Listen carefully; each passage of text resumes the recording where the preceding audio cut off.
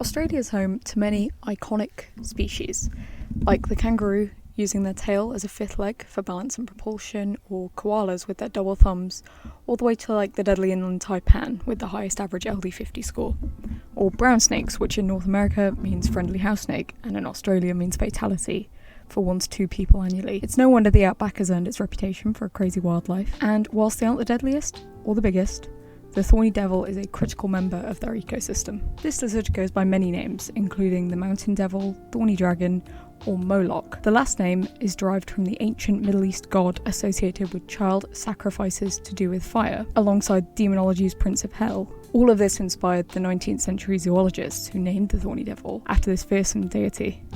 I can't totally see the resemblance. Commonly found in the arid red sand region of Western Australia, these guys are from the family Agamidae, commonly known as the dragon lizards, a genus containing over 600 species, spread across more than 50 genera, so a highly diverse genus. The thorny devil, however, is the sole surviving member of that genus, and despite the similarities in appearance to the North American horned lizard, this is most likely not a genetic similarity, but rather a case of convergent evolution, so 2 similar niches geographically separated, causing animals to appear similarly, like the green tree python and the emerald tree boa. They're small lizards, averaging only around 20 to 25 centimetres, with females being a bit larger than the males. Thorny devils will mate from August to December, and during this time, males attract females with a head-bobbing, leg-weaving display. Once mating is completed, they'll lay the eggs in a small burrow just 30 centimetres underground, and the young are left to fend for themselves. They'll spend a majority of their days foraging for ants, sitting near trails with their short sticky tongues flicking out to catch them,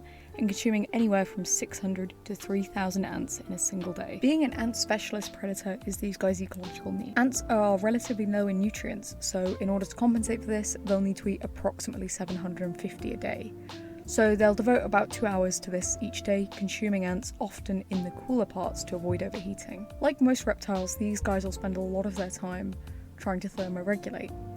One of the ways they do this is they'll spend a majority of the warmer or cooler months in burrows that they dig themselves, and whilst they are solitary animals, their ranges will typically overlap with one another, within a specific set of shrubs. They'll stay close to this for the majority of the time, the only exception being during breeding season. Males will move an average of 66 metres, but some are capable of moving up to 500 metres a day, whereas the females will only move around 31 metres a day. This mating period takes place from August to December. Whilst not critically endangered, thorny devils do face many predators, from monitor lizards, brown falcons, snakes, and even introduced species like the red fox.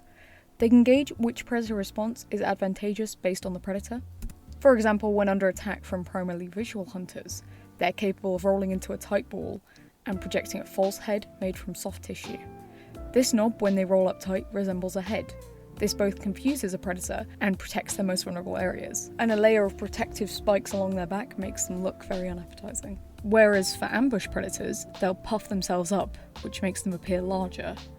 When caught out in the open, they have 2 options. Either they can freeze, relying on their camouflaging colours, or they can do a static walk, mimicking the swaying of grass and helping them to blend seamlessly within their environment. Puddles in the arid areas of Australia where they reside are few and far between, often drying just as rapidly as they drop. This is often a death sentence for animals in the outback, but not for thorny devils. They drink water through their feet and skin. They have microscopic channels that transport water directly into their mouths. It allows them to survive in arid environments, pulling up morning dew from wet sand and puddles in the morning between their scales and on their feet. There's a vast interconnected network of thin grooves, and by capillary action the water can be sucked up, kind of acting like a straw. And because their mouths are so specialised for an ant-eating diet, swallowing water directly is hard. The defensive spikes along their back serve a dual purpose. The skin is crisscrossed with tiny grooves between the spikes that collect the morning dew or rare rainfall and funnel it directly into their mouth. Ultimately, I really love these lizards, and when looking for a decent YouTube video on them, I stumbled upon maybe 1 million different AI videos filled with misinformation, AI footage of lizards that are not even close to a thorny devil, just general complete slop, and it's disheartening to say the least. So below I've left links to every bit of footage used and some useful real written information on these guys. They're cool enough so you don't need to make anything up, and in this day and age, it's more important than ever to be conscious of what we're consuming, so thank you so much for watching.